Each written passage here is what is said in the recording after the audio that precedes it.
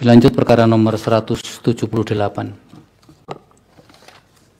Putusan nomor 178 PUU 22 Romawi 2024. Demi keadilan berdasarkan ketuhanan yang Maha Esa, Mahkamah Konstitusi Republik Indonesia yang mengadili perkara konstitusi pada tingkat pertama dan terakhir menjatuhkan putusan dalam perkara pengujian Undang-Undang nomor 11 tahun 2021 tentang perubahan atas Undang-Undang nomor 16 tahun 2004 tentang Kejaksaan Republik Indonesia terhadap Undang-Undang Dasar Negara Republik Indonesia tahun 1945 yang diajukan oleh nama Silvi Nudia Nasla, selanjutnya disebut sebagai pemohon 1, 2, nama Muhammad Fajar Ismail, selanjutnya disebut sebagai pemohon 2, memberikan kuasa dan seterusnya dianggap diucapkan kepada Fahrul Rozi dan seterusnya dianggap diucapkan. Selanjutnya disebut sebagai para pemohon.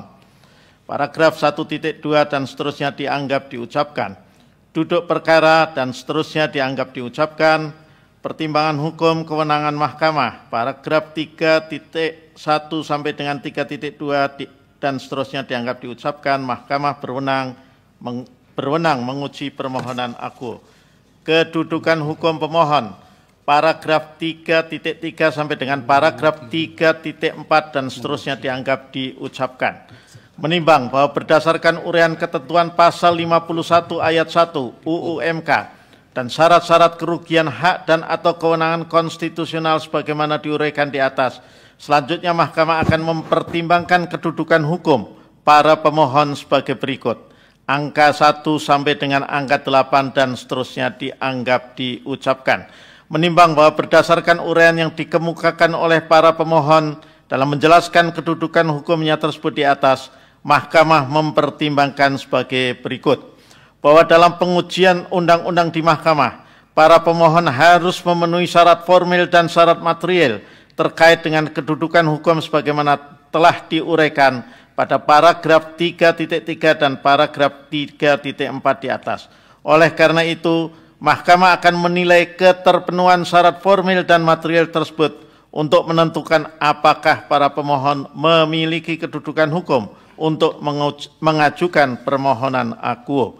Bahwa terkait dengan syarat formil yang berkaitan dengan kualifikasi para pemohon dalam pengujian undang-undang sebagaimana dimaksud dalam pasal 51 ayat 1 Undang-Undang MK, para pemohon dalam permohonannya telah mengkualifikasikan diri sebagai perorangan warga negara Indonesia yang merupakan lulusan sarjana hukum bidang hukum tata negara pada Universitas Islam Negeri UIN Syarif Hidayatullah Jakarta. Untuk membuktikannya, para pemohon telah menyampaikan bukti surat tulisan berupa fotokopi IKTP para pemohon, video bukti P3. Oleh karena itu, menurut Mahkamah, para pemohon telah memenuhi syarat formil terkait dengan kualifikasi para pemohon sebagai perorangan warga negara Indonesia. Bahwa selanjutnya terkait dengan syarat material yang berkaitan dengan ada atau tidaknya hak konstitusional para pemohon yang dirugikan, constitutional injury, para pemohon harus memenuhi 5 syarat sebagaimana disebutkan dalam paragraf 3.4 di atas secara kumulatif. Oleh karenanya, para pemohon dalam pengujian undang-undang memiliki kewajiban untuk menjelaskan persyaratan yang telah ditentukan tersebut, yang secara umum dapat dibagi menjadi 2 unsur, yaitu uraian mengenai adanya hak dan atau kewenangan konstitusional serta anggapan kerugian hak konstitusional yang diderita atau dialami oleh para pemohon dengan berlakunya norma undang-undang yang dimohonkan pengujian. Berkenaan dengan unsur pertama, pemohon telah menjelaskan perihal hak konstitusionalnya yang menurut para pemohon dianggap dirugikan dengan berlakunya norma undang-undang yang dimohonkan pengujian, yakni pasal 28D ayat 1 dan pasal 28D ayat 3 UUD NRI tahun 1945 terhadap hak konstitusional yang didalilkan oleh para pemohon akuo. Mahkamah menilai alas hak konstitusional tersebut telah tepat dan sejalan dengan keinginan dan tujuan permohonan para pemohon terkait dengan jaminan kepastian hukum yang adil serta terkait kesempatan yang sama dalam pemerintahan. Dengan demikian, menurut Mahkamah, Unsur pertama dari salah satu syarat material mengenai kedudukan hukum para pemohon telah terpenuhi. Bahwa selanjutnya berkenaan dengan unsur adanya anggapan kerugian hak konstitusional untuk mendapatkan jaminan kepastian hukum yang adil serta kesempatan yang sama dalam pemerintahan sebagaimana ketentuan pasal 28 di ayat 1 dan pasal 28 di ayat 3 UUD NRI tahun 1945 urean para pemohon justru mengenai tidak lolosnya para pemohon dalam syarat administrasi sebagai CASN dalam pengisian formasi sebagai jaksa pada Kejaksaan Agung. Terhadap urean kedudukan hukum para pemohon demikian, Mahkamah menilai urean berkenaan dengan anggapan kerugian hak konstitusional yang dialami para pemohon tersebut tidak memiliki hubungan sebab akibat dengan berlakunya norma pasal 9 ayat 1 huruf D UU 11 2021. Karena para pemohon tidak dapat menunjukkan bahwa anggapan kerugian hak konstitusional itu memang benar-benar dapat ditelusuri, traceable, hubungannya dengan pasal yang dimohonkan pengujian konstitusionalitasnya. Mahkamah memahami dan mengapresiasi tujuan serta maksud baik para pemohon untuk mewujudkan penegakan hukum dan keadilan di Indonesia melalui pengabdian diri sebagai seorang jaksa. Akan tetapi para pemohon juga harus memahami asas yang berlaku universal dalam gugatan di pengadilan, yaitu point the interest, point the action, yang artinya tanpa kepentingan tidak ada suatu tindakan. Dalam konteks permohonan aku, Mahkamah tidak menemukan adanya keterkaitan antara urean atau penjelasan para pemohon berkaitan dengan tidak lolosnya para pemohon dalam syarat administrasi sebagai CASN dalam pengisian formasi sebagai jaksa pada Kejaksaan Agung dengan berlakunya pasal yang dimohonkan pengujian konstitusionalitasnya oleh para pemohon. Terlebih lagi, apabila dikaitkan dengan keberadaan frasa sarjana hukum pada pasal 9 ayat 1 huruf D UU 11 2021 yang dianggap telah memuat interpretasi yang sempit karena hanya mencakup lulusan prodi ilmu hukum. Walaupun para pemohon telah pernah mendaftar dalam seleksi CASN pada Kejaksaan Agung, menurut Mahkamah, para pemohon tidak serta-merta memiliki kedudukan hukum kaitannya dengan perihal isu konstitusional berijazah paling rendah sarjana hukum pada saat masuk kejaksaan. Karena pada saat melakukan pendaftaran dalam seleksi CASN pada Kejaksaan Agung, para pemohon telah berijazah sarjana hukum, vide bukti P8.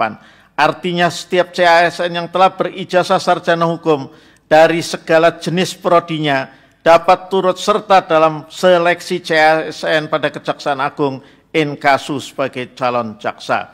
Sehingga berkenaan persyaratan berijazah paling rendah sarjana hukum pada saat masuk kejaksaan sudah tidak lagi terdapat keterkaitan logis dan kausal verban bahwa ketentuan tersebut mengakibatkan kerugian hak konstitusional bagi para pemohon.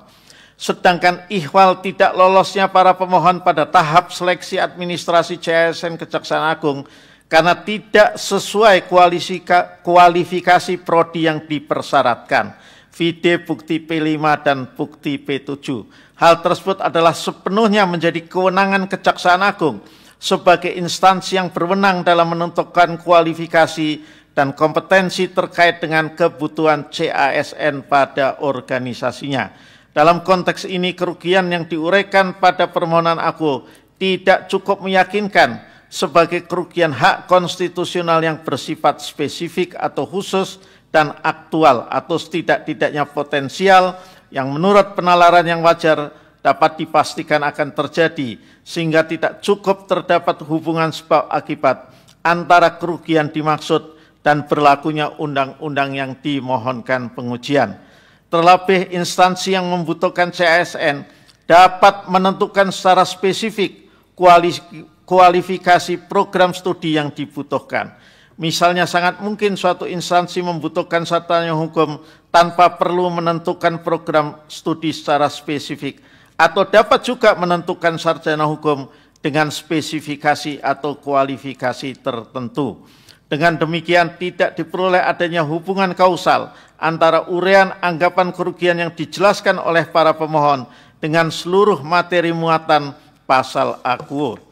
Bahwa berdasarkan pertimbangan hukum di atas, walaupun para pemohon telah menentukan kualifikasinya sebagai perseorangan warga negara yang bergelar sarjana hukum dan telah menjelaskan adanya hak konstitusional yang dijamin dalam UUD NRI tahun 1945, akan tetapi menurut Mahkamah, para pemohon tidak cukup memiliki anggapan kerugian hak konstitusional yang diakibatkan oleh berlakunya ketentuan undang-undang yang dimohonkan pengujian konstitusionalitasnya karena tidak memenuhi syarat-syarat kerugian konstitusional antara lain sebagaimana yang dikehendaki dalam putusan Mahkamah Konstitusi nomor 006 PUU 3 Romawi 2005 dan putusan Mahkamah Konstitusi nomor 11 PUU 5 Romawi 2007 serta putusan-putusan selanjutnya.